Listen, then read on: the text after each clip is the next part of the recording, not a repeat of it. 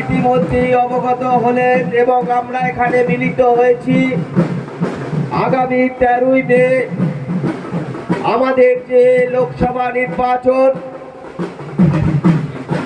সেই নির্বাচনকে সামনে রেখে তৃণমূল কংগ্রেসের পক্ষ থেকে যে জনসভার আয়োজন করা হয়েছে, সেই জনসভায় আগত মামাটি মানুষের সমস্ত সৈনিকদের, আমার মা বোনেদের, এই অঞ্চলের সমস্ত মানুষকে আমরা পশ্চিমবঙ্গ তৃণমূল মাধ্যমিক শিক্ষক সমিতির পক্ষ থেকে হৃদয়ের অন্তরের অন্তঃস্থল থেকে আপনাদেরকে শ্রদ্ধা, নমস্কার এবং প্রণাম জানাচ্ছি। আপনারা জানেন যে আমাদের ভারতবর্ষ একটা বৃহৎ গণতান্ত্রিক রাষ্ট্র। এই গণতান্ত্রিক রাষ্ট্রে দিল্লিতে একটা সরকার থাকে, যে সরকারটাকে আমরা 5 বছরের জন্য নির্বাচিত করি গোটা ভারতবর্ষের মানুষ। এবারের নির্বাচন আমাদের কাছে একটা কঠিন লড়াই, কারণ আমরা দেখেছি বিগত 5 বছর ধরে যারা 2014 সালে প্রথম ক্ষমতায় এসেছিল, 2019 সালে ভারতবর্ষের মানুষকে বোকা বানিয়ে পাকিস্তান, বাংলাদেশ, ভারতের সঙ্গে যুদ্ধ খেলা দেখিয়ে ভারতের দিল্লির তত্ত্বাবধানে নরেন্দ্র মোদীর সরকার ক্ষমতায় বসেছিল। পুলওয়ামার 80 জন শহীদের রক্তের বিনিময়ে সেদিন ভারতীয় ভাবাবেগকে কাজে লাগিয়ে ভারতবর্ষে দিল্লির তত্ত্বাবধানটাকে তারা দখল করেছিল। আর একই সময়ে ভারতবর্ষের মধ্যে হিন্দু মুসলমানের জিগির তুলে সাম্প্রদায়িক সম্প্রীতিকে বিঘ্নিত করে ধর্মীয় ভাবাবেগকে বারবার নাড়া দিয়ে ভারতবর্ষের মানুষকে বিচলিত করেছিল। বিগত 5 বছর আপনারা লক্ষ্য করেছেন আমাদের দেশে যে সরকারটা দিল্লিতে চলছিল, এই সরকারটা মানুষের পক্ষে কাজ করেনি। এই সরকারটা গরিব মানুষকে নোটবন্দির নাম করে ব্যাংকের লাইনে দাঁড় করিয়েছিল, আর আমাদের গরিব মানুষগুলো সেই লাইনে দাঁড়াতে গিয়ে তারা মৃত্যু মুখে পতিত হয়েছিল। অন্যদিকে বড় বড় সংস্থাগুলো, বড় বড় পুঁজিপতি কোটিপতিরা ব্যাংকের পিছনের দরজা দিয়ে তাদের সাদা টাকাকে কালো টাকাকে সাদা করে নিয়েছিল। আপনারা লক্ষ্য করেছেন যেই সরকার বারবার করোনার সময় দেখেছেন দেশের মানুষকে ভ্যাকসিন না দিয়ে বিদেশে পাঠিয়ে দিয়েছিল, এমনকি অনেককে টাকা দিয়ে ভ্যাকসিন কিনতে হয়েছিল।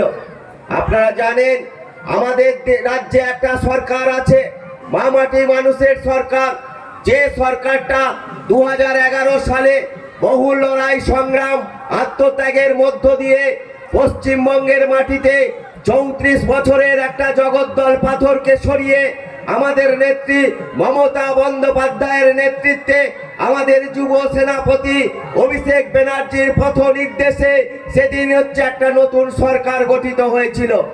এই সরকারটা তিল তিল করে যখন পশ্চিমবঙ্গের ভেঙে পড়া অর্থনীতি, বামেদের লক্ষ কোটি টাকা ঋণ মাথায় নিয়ে পশ্চিমবঙ্গের শাসনভার গ্রহণ করলো, তখন এই সরকারটা ধীরে ধীরে পথ চলা শুরু করলো।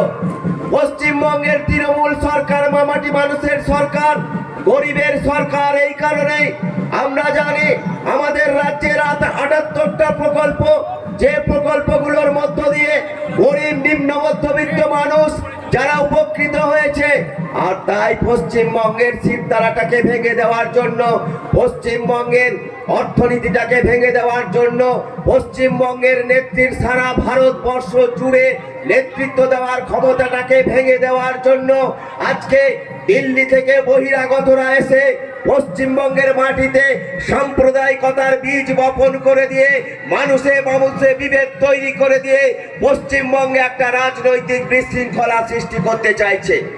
আপনারা জানেন আমাদের মানবিক মুখ্যমন্ত্রী যিনি যে প্রকল্পগুলো নিয়েছে, আমাদের এমন কোনো পশ্চিমবাংলার বাড়ি নেই তার একটা প্রকল্পও ছোঁয়া পায়নি। লক্ষ্মীর ভান্ডারের মতো একটা ঐতিহাসিক প্রকল্প, মায়েদের হাতে প্রতি মাসে 1000 থেকে 1200 টাকা। আপনারা লক্ষ্য করেছেন স্বাস্থ্য সাথী কার্ডের মধ্য দিয়ে তারা চিকিৎসার ব্যাপক সুযোগ সুবিধা আমাদের মাননীয় মুখ্যমন্ত্রী করে দিয়েছেন। আপনারা জানেন শুধুমাত্র স্বাস্থ্য সাথী, শুধুমাত্র লক্ষ্মীর ভান্ডার নয়, আজকে বিদ্যালয়ের ছাত্র ছাত্রীরা তারা যাতে মিড ডে মিলটা ভালো করে খেতে পারে তার জন্য স্পেশাল মেনুর ব্যবস্থা করেছেন। ছাত্র ছাত্রীদের প্রাথমিক বিদ্যালয়ে পায়ে জুতো, কাঁধে ব্যাগের ব্যবস্থা করেছেন। শিক্ষাক্ষেত্রে এক অভূতপূর্ব উন্নয়ন আমাদের মামাটি মানুষের সরকার করেছেন। আমাদের রাজ্যে অনেকগুলি বিশ্ববিদ্যালয় প্রতিষ্ঠিত হয়েছে। আমাদের রাজ্যের পরিকাঠামো উন্নয়ন ঘটেছে। আমাদের রাজ্যের সারা রাজ্যে পশ্চিমবঙ্গে একটা গণতান্ত্রিক বাতাবরণ তৈরি হয়েছে। মমতা বন্দ্যোপাধ্যায়ের কাছে চ্যালেঞ্জ ছিল এটাই, 34 বছরের যে গণতন্ত্র পশ্চিম বাংলার মাটিতে বিপন্ন হয়ে গিয়েছিল, মমতা বন্দ্যোপাধ্যায়ের কাছে চ্যালেঞ্জ ছিল এটাই, পশ্চিমবঙ্গের মাটিতে মানুষের বাক স্বাধীনতা যেটা কেড়ে নেওয়া হয়েছিল, মমতা বন্দ্যোপাধ্যায়ের কাছে চ্যালেঞ্জ ছিল এটা, গরিবের জমিকে কেড়ে নিয়ে শিল্পপতিদের হাতে তুলে দেওয়ার বিরুদ্ধে তিনি যে জিহাদ ঘোষণা করেছিলেন, গণ আন্দোলন করেছিলেন সকলকে সঙ্গে নিয়ে, তারই ফলশ্রুতি 2011 সালের বিধানসভা নির্বাচনের মধ্যে দিয়ে তৃণমূল কংগ্রেস ক্ষমতায় এসেছিল। তাই আজকের যে নির্বাচন, লোকসভা নির্বাচন, এই নির্বাচন সারা দেশে আগামী 5 বছর কারা সরকার চালাবে, সেই সরকারটা ধর্ম নিরপেক্ষ হবে তো না মানুষে মানুষে বিভেদ লাগিয়ে দেবে? আপনারা জানেন আমাদের ভারতবর্ষে হাতরাস বলে একটা জায়গা আছে, যে জায়গায় হচ্ছে মনীষা বাল্মীকি বলে একটি মেয়েকে ধর্ষণ করা হয়েছিল। ধর্ষণ করার পর মেয়েটির সিরদাঁড়াকে ভেঙে দেওয়া হয়েছিল, মেয়েটির জিভটাকে কেটে নেওয়া গিয়ে হয়েছিল। আর সে ছিল হিন্দু, সে মুসলমান ছিল না, সে খ্রিস্টান ছিল না, সে বৌদ্ধ ছিল না। যে নরেন্দ্র মোদী সরকার হিন্দু রাষ্ট্র প্রতিষ্ঠার কথা বলে, যে নরেন্দ্র মোদী সরকার ভারতবর্ষের মানুষকে হিন্দুত্বের বিষ পান করিয়ে দিয়ে মানুষে মানুষে বিভেদ তৈরি করে দিয়ে মানুষের মৌলিক সমস্যাগুলোকে ভুলিয়ে দিয়ে মানুষকে বিপদে পরিচালিত করার চেষ্টা করে, এই সরকারকে এবারের নির্বাচনে পরাজিত করতে হবে। আপনাদেরকে ভাবতে হবে, এই নরেন্দ্র মোদী একদিন গুজরাটের মুখ্যমন্ত্রী ছিলেন। মুখ্যমন্ত্রী থাকাকালীন গুজরাটে সাম্প্রদায়িক দাঙ্গা লাগিয়ে দিয়ে, আপনারা জানেন গর্ভবতী মহিলার পেটে ত্রিশূল ঢুকিয়ে দিয়ে জয় শ্রীরামের ধ্বনি এই গুজরাটে হিন্দুত্ববাদীরা দিয়েছিল। আপনারা জানেন সার্চ লাইট চালিয়ে লাউড স্পিকারে মাইক বাজিয়ে আদিবাসী মহিলাদেরকে ধর্ষণ করেছিল এই গুজরাটে বিজেপি। সারা দেশের মধ্যে একটা ধর্মীয় উন্মাদনা তৈরি করার চেষ্টা করছে। আর পশ্চিমবঙ্গের মাননীয় মুখ্যমন্ত্রী মমতা বন্দ্যোপাধ্যায় সারা ভারতবর্ষের মধ্যে চোখে চোখ রেখে লড়াই করার ক্ষমতা রাখেন। তাই পশ্চিমবঙ্গকে যেন তেন পুকারেন, রাজনৈতিক ভাবে অর্থনৈতিক ভাবে পশ্চিমবঙ্গের মেরুদণ্ডটাকে এরা ভেঙে দেওয়ার চেষ্টা করছে। আপনারা মণিপুরের ঘটনা জানেন, মণিপুরের আদিবাসী মেয়েদেরকে নগ্ন অবস্থায় রাস্তায় হাঁটা করিয়েছিল। এই সরকার বেআপ্রু হয়ে গেছে সারা দেশে। ভারতবর্ষে আপনারা লক্ষ্য করেছেন, যে নিজেকে চৌকিদার বলতো, যে নিজেকে বলতো না খাউঙ্গা না খানে দুঙ্গা, সে বড় বড় শিল্পপতি বিজয় মালিয়া থেকে শুরু করে মেহুল চস্কি থেকে শুরু করে সবাইকে হচ্ছে বিদেশে পার করে দিয়েছেন, ধরে আনতে পারেননি। আপনারা শুনে আশ্চর্য হবেন, যতীন মেহতা বলে একটি ভদ্রলোক 32,000 কোটি টাকা নিয়ে হিরে ব্যবসায়ী বিদেশে পালিয়ে গেছে। যত কেলেঙ্কারি হয়েছে এই নরেন্দ্র মোদীর সময়ে, এরা মানুষকে ভাবাবেগের মধ্য দিয়ে ভারতবর্ষটাকে সারা পৃথিবীর কাছে মাথা হেট করে দিচ্ছে। আমরা জানি আমাদের দেশের বিশ্বকবি রবীন্দ্রনাথ ঠাকুর বলেছিলেন, হেতায় আর্য হেতায় অনার্য, হেতায় দ্রাবিড় চীন, সখন্দল মুঘল পাঠান, একতে হলো লীন। আর এই ভারতবর্ষের পূর্ণভূমিতে বিভেদের বীজ বসিয়ে দিয়ে ভারতবর্ষের মানুষকে ধর্মের ভিত্তিতে তিনি ভাগ করতে চাইছেন। আজকের এই নির্বাচনের লাইনে দাঁড়িয়ে আপনাকে ভাবতে হবে, আপনি আপনার প্রতিবেশীকে বলবেন পশ্চিমবঙ্গে যে 11টা বছর ধরে তৃণমূল সরকার চলছে, এই তৃণমূল সরকার কারুর গণতান্ত্রিক অধিকার হরণ করতে যায়নি। যে বিরূপ প্রচার চলছে, মমতা বন্দ্যোপাধ্যায় বন্দ্যোপাধ্যায় শুধুমাত্র সংখ্যালঘুদের উন্নয়ন করেনি, সংখ্যাগুরুদের উন্নয়ন করেছে। আমরা জানি বিভিন্ন মসজিদ, বিভিন্ন কবরস্থান মমতা বন্দ্যোপাধ্যায় যেমন উন্নয়নের দৃষ্টি দিয়েছেন, ক্লাবগুলোকে 5 লক্ষ করে টাকা দিয়েছে। আপনারা তারাপীঠ বলুন, তারকেশ্বর বলুন, দক্ষিণেশ্বরের স্কাই ওয়াক বলুন, বিভিন্ন জায়গায় মমতা বন্দ্যোপাধ্যায় তার ধর্মনিরপেক্ষতার দৃষ্টিভঙ্গি দিয়ে হচ্ছে উন্নয়ন করার চেষ্টা করেছে। এবারের নির্বাচনে এই কথাটাই আপনাদেরকে, যারা বিজেপি দল আসবে তাদের বিরুদ্ধে আপনারা গর্জন শুরু করুন। যে গর্জন জেমুয়া গ্রামে শুরু হয়েছে, মানুষের যে উৎসাহ, মানুষের যে উপস্থিতি, মানুষের যে উন্মাদনা আমরা লক্ষ্য করছি, ভোটের ব্যালট বাক্সে আপনারা সেই গর্জনকে আরো বেশি করে পরিচিতি লাভ করান এবং তৃণমূল কংগ্রেসকে আরো বেশি বেশি করে ভোট দিয়ে এই নির্বাচনে জয়যুক্ত করান। আমরা মানুষকে এই জায়গায় স্মরণ করিয়ে দিতে চাই যে পশ্চিমবঙ্গ হচ্ছে একটা ঘাট, পশ্চিমবঙ্গ হচ্ছে একটা ঘাট, গোটা ভারতবর্ষটা হচ্ছে একটা সরোবর। গোটা সরোবরের জলটা যদি দূষিত হয়ে যায়, ঘাটের জলটাও দূষিত হবে। সেই কারণে এই দূষিত জলটাকে শোধন করার জন্য মমতা বন্দ্যোপাধ্যায়, অভিষেক ব্যানার্জি প্রতিনিয়ত লড়াই করছেন। বিভিন্নভাবে পশ্চিমবঙ্গকে বেকায়দায় ফেলার জন্য তারা চেষ্টা করছে। আজকে বলুন, মমতা বন্দ্যোপাধ্যায় কৃষক বন্ধুর টাকা দিয়েছে, মমতা বন্দ্যোপাধ্যায় কৃষকদের কথা ভাবে, আর নরেন্দ্র মোদী কৃষি আইন করে ভারতবর্ষ কৃষি প্রধান দেশ, 800 কৃষকের মৃত্যুর পরিবর্তে কৃষি আইনকে প্রত্যাহার করে। মমতা বন্দ্যোপাধ্যায় কৃষকের ফসল বিক্রির জন্য ন্যায্য মূল্যের ব্যবস্থা করেছিল। আপনারা যারা পুরনো দিনের মানুষ আছেন, আপনারা জানেন 1977 সালে পশ্চিমবঙ্গে যখন বামপন্থীদের নেতৃত্বে ফ্রন্ট সরকার এসেছিল, তাদের মুখ্যমন্ত্রী জ্যোতি বসু বলেছিল আমাদের সরকার রাইটার্স বিল্ডিং থেকে চলবে না, আমাদের সরকার চলবে একদম প্রত্যন্ত গ্রামে গিয়ে, একদম শহরের অলিতে গলিতে গিয়ে। বাস্তবে আপনারা কি লক্ষ্য করেছেন? Local committee, zonal committee, branch committee, তারা থানাগুলোকে কন্ট্রোল করত। মানুষের স্বাধীনতা ছিল না, এফআইআর নিত না। আর মমতা ব্যানার্জির সরকার দুয়ারে সরকারের মধ্য দিয়ে আপনার প্রতিদিনের সমস্যাগুলোকে সমাধান করার চেষ্টা করলো। সেখানে কৃষক বন্ধু থেকে শুরু করে, জমির মিউটেশন থেকে শুরু করে, সেখানে স্বাস্থ্যসাথী কার্ড থেকে শুরু করে, রেশন কার্ড থেকে শুরু করে, এই সমস্ত ব্যবস্থাগুলো মমতা বন্দ্যোপাধ্যায়ের সরকার করেছে। এই জন্য আমরা গর্ব অনুভব করি। আজকের নির্বাচন সারা দেশের নির্বাচন।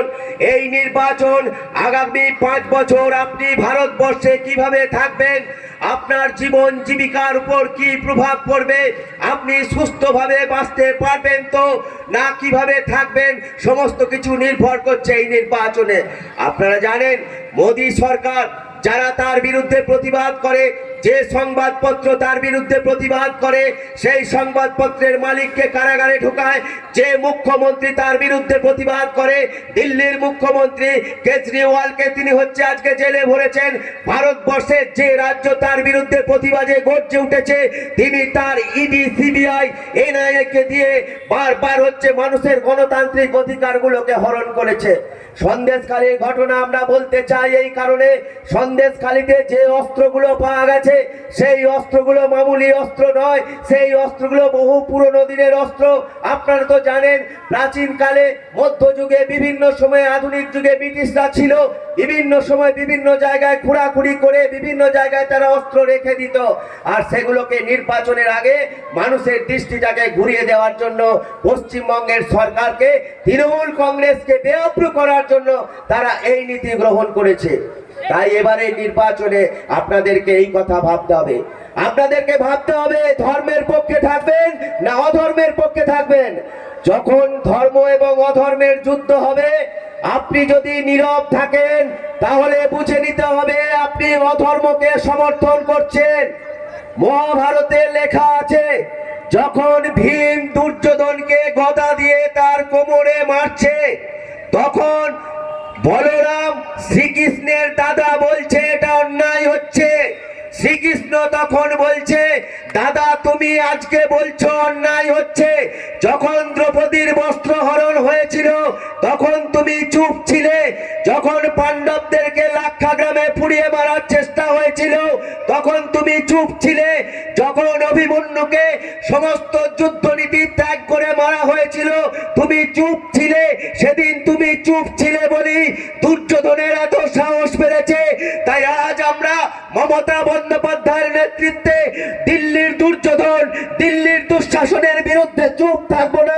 এই কারণে থাকবো না, তাহলে আগামী দিন আমাদের আরো ভয়ঙ্কর হবে। আপনাদেরকে ভাবতে হবে যে এই নির্বাচনটা মামুলি নির্বাচন নয়, এই নির্বাচনটা মামুলি নির্বাচন নয়। এই নির্বাচনে ভারতবর্ষের ঐক্য থাকবে কি থাকবে না তা নির্ধারণ হবে। এই নির্বাচনে আপনি মমতা বন্দ্যোপাধ্যায়ের বিনা পয়সার চালটা যখন রান্না করতে যাচ্ছেন গ্যাসে, তখন 400 টাকার গ্যাসটা 1200 টাকা 800 টাকায় মোদী সরকার করে দিয়েছে। আর এরই দলের স্মৃতি ইরানি যখন গ্যাসের দাম বেড়েছিল 400 থেকে 500 টাকা হয়েছিল, গ্যাসের সিলিন্ডারটা মাথায় করে নিয়ে বলেছিল আমরা খাবো কি। এই হচ্ছে মোদী সরকারের চরিত্র। নুরুল স্যার এক্ষুনি বলছিলেন, আপনি ভাবছেন বিজেপি আপনার কাছে চাঁদা নেয়নি? বিজেপি আপনার কাছে কেমন করে চাঁদা নিয়েছে দেখুন। আপনি ভাবুন, একটা ওমেজ ট্যাবলেট যেটার দাম 7.5 টাকা ছিল 14 টাকা হয়ে গেছে। প্রেসারের ট্যাবলেট 7 টাকা ছিল টেসলা, সেটা আজকে হয়ে গেছে 12 টাকা। আপনি কোনো ভিটামিন খাচ্ছেন, 120 টাকা দাম ছিল 180 টাকা হয়ে গেছে। কেন বলুন তো? ওষুধ কোম্পানিগুলোর কাছ থেকে তারা তোলা আদায় করেছে ইলেকট্রল বন্ডের মাধ্যমে, ঘুরিয়ে আপনার কাছ থেকে চাঁদা নিচ্ছে ভারতীয় জনতা পার্টি। আপনাকে এই কথাটা ভাবতে হবে যে ধর্ম দিয়ে মানুষের কোনো সমস্যার সমাধান হয় না। আমার মা কাকিমা যারা আছেন, আপনারা যারা রোজা রেখেছিলেন, রোজা রাখার পর সন্ধ্যেবেলা ইফতার করেছেন, ইফতার করার পর আল্লাহর কাছে দোয়া চেয়েছেন, দোয়া চেয়ে কখনো কি আপনি ভেবেছেন যে আমাদের পশ্চিমবঙ্গটা, আমাদের ভারতবর্ষটা একটা ধর্মীয় রাষ্ট্র হোক? আপনি চাননি। আপনি কি চেয়েছিলেন? আপনার ছেলে মেয়েরা যাতে দুধে ভাতে থাকে, আপনার পাড়া যাতে শান্তি থাকে, আপনার আত্মীয় স্বজনরা যাতে ভালো থাকে। আমাদের যারা হিন্দু পরিবার এখানে আছে, সন্ধ্যেবেলায় যখন তুলসী তলায় প্রদীপ দেয়, যখন ঈদের চাঁদের আলোটা যখন মন্দিরে পড়ে, তুলসী মন্দিরের সামনে প্রদীপটা নিয়ে হিন্দু রমণীরা কখনোই বলে না আমরা হিন্দু রাষ্ট্র চাই। তারা বলে আমার সন্তান যেন দুধে ভাতে থাকে, তারা বলে আমার পরিবারের সবাই যেন ভালো থাকে, তারা বলে আমার পাড়ায় যেন শান্তি থাকে, আমার আত্মীয় স্বজন যেন শান্তিতে থাকে। আর ওরা বলানোর চেষ্টা করছে যে ভারতবর্ষকে হিন্দু রাষ্ট্র করব। নেপাল একটা হিন্দু রাষ্ট্র, ধর্মীয় রাষ্ট্র মানে যে সমস্যা নেই তা নয়। নেপালে কি কোনো সমস্যা নেই? পাকিস্তান মুসলমান রাষ্ট্র, সেখানে কি কোনো সমস্যা নেই? ধর্ম আমাদেরকে খেতে দেবে না, লড়াই করে বাঁচতে হবে। মমতা বন্দ্যোপাধ্যায় লড়াইয়ের একটা নাম, অভিষেক ব্যানার্জি লড়াই কি করে করতে হয় তার প্রেরণা দেওয়ার একটা নাম। আমাদের মামাটি সরকার শিখিয়েছে। ভারতবর্ষে যে দালালরা হিটলারি রাজ চালাচ্ছে, তাদের বিরুদ্ধে এই নির্বাচনে আমাদেরকে গর্জে উঠতে হবে। বিজেপির অনেক কীর্তিকলাপ আছে। এই বিজেপি ভারতবর্ষের স্বাধীনতা আন্দোলনে ব্যাপকভাবে অংশগ্রহণ করেনি। আজকে যিনি প্রার্থী আছেন এই কীর্তি ঝা আজাদ, 1983 সালে আমাদের দেশের বিশ্বকাপ আমাদের এখানে শত্রুঘ্ন সিনহাজি আছেন, যিনি গোটা ভারতবর্ষে একটা সিনেমা জগতের পরিচিত নাম। আর আমাদের ওই দিকে যিনি আছেন দুর্গাপুর বর্ধমানে কীর্তি ঝা আজাদ। তো এই জায়গায় আপনাদেরকে ভাবতে হবে যে আজকে যিনি দাঁড়িয়েছে আপনাদের দিকে, এই আলু আলিয়াজি দুর্গাপুর বর্ধমানে দাঁড়িয়েছিলেন 5 বছর, তার কোনো দেখা যায়নি। করোনা পিরিয়ডে তাকে আমরা দেখতে পাইনি। করোনার সময় আমরা জীবনের ঝুঁকি নিয়ে মানুষের বাড়ি বাড়ি খাবার পৌঁছে দিয়েছিলাম। 5 বছর কোনো উন্নয়ন করেননি। সেই উন্নয়ন না করার জন্য ওই দিকের মানুষের কাছে প্রত্যাখ্যান পাবেন জেনে আজকে আপনাদের এদিকে দাঁড়াতে এসেছে। ইনি দিল্লিতে থেকেছেন, বিভিন্ন জায়গায় গেছেন, কিন্তু আক্ষরিক অর্থে তার লোকসভা কেন্দ্রের কোনো উন্নয়ন করেননি। তাই এই নির্বাচনে আপনাদেরকে বুঝিয়ে দিতে হবে যে যারা বহিরাগত নির্বাচনের সময় আসে, 2021-এর নির্বাচনে আপনারা দেখেননি দিল্লি থেকে মুহুর্মুহু ছুটে আসছিল নেতা নেত্রীরা, পশ্চিম বাংলাকে উল্টে দাও পাল্টে দাও স্লোগান দিচ্ছিল, পশ্চিমবঙ্গে নতুন সরকার তৈরি হবে বলছিল, কিন্তু পশ্চিমবঙ্গের মানুষ গণতান্ত্রিকভাবে তাদেরকে পরাস্ত করেছে। তাই এই নির্বাচনে আমাদের যে মামাটি সরকার, মামাটি মানুষের সরকার, সেই সরকারের যে দৃষ্টিভঙ্গি, যদি বেশি বেশি করে লোকসভায় আমরা প্রার্থী পাঠাতে পারি, দিল্লির সংসদে যেখানে আইন পাস হয় সেই জায়গায় লড়াই আন্দোলন অব্যাহত থাকবে। আপনারা লক্ষ্য করেছেন তৃণমূল কংগ্রেসের যারা সাংসদ তারা বিভিন্ন বিষয়ে দিল্লিতে প্রতিবাদ করেছে। মমতা বন্দ্যোপাধ্যায়কে নিয়ে সারা ভারতবর্ষের রাজনীতিবিদরা আজকে ভাবেন তিনি চোখে চোখ রেখে যেভাবে লড়াই করেন এবং বিশেষ করে বাংলার মায়েদের জন্য, বাংলার বোনেদের জন্য তিনি যে কথা বারে বারে বলতে চেয়েছেন, সেই বাংলার মায়েদের সম্মানকে যারা বিনষ্ট করতে চায়, মায়েদেরকে যারা সম্মান দিতে পারে না, বাংলার সংস্কৃতি যারা জানে না, বাংলার কৃষ্টি যারা জানে না, হিন্দু মুসলমান পাশাপাশি আমরা এখানে বাস করি।